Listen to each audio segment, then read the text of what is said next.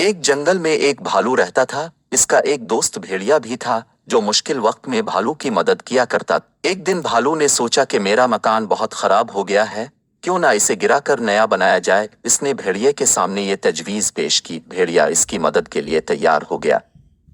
कई दिन की मेहनत के बाद भेड़िए और भालू ने एक खूबसूरत घर तैयार कर लिया। अब भालू ने भेड़िए का शुक्रिया अदा किया तो उसने जवाब दिया कि शुक्रिया की क्या बात है, दोस्त की मदद करना दोस्त का फर्ज है। एक दिन शेर का भालू के घर के सामने से गुजर हुआ। उसने जब इतना खूबसूरत घर देखा तो आग बबूला हो गया। उसने सोचा कि मैं जंगल का बादशाह होकर गार में रहता हूँ और मेरी रियायत ने अच्छे घर में रहती।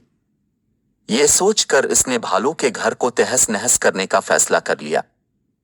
शेर हाथी के पास पहुंचा और उसे भालू के घर को तबाह करने का हुक्म दिया। हाथी शेर से बहुत डरता था, लिहाजा फौरन राजी हो गया। उसने भालू के घर को अपने भारी पांव तले दबाकर तबाह कर दिया। भालू को इस बात पर बहुत अफसोस हुआ। इसने दिल में इरादा कर लिया कि मैं शेर से बदला जरूर लूंगा।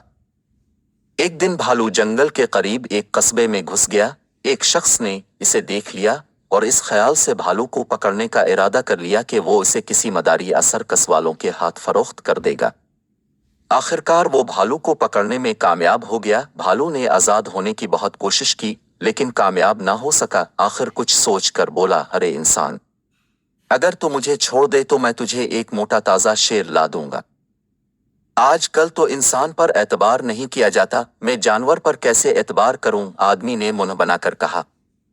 बड़ी खुशामद के बाद आखिर भालू ने इस आदमी को राजी कर लिया।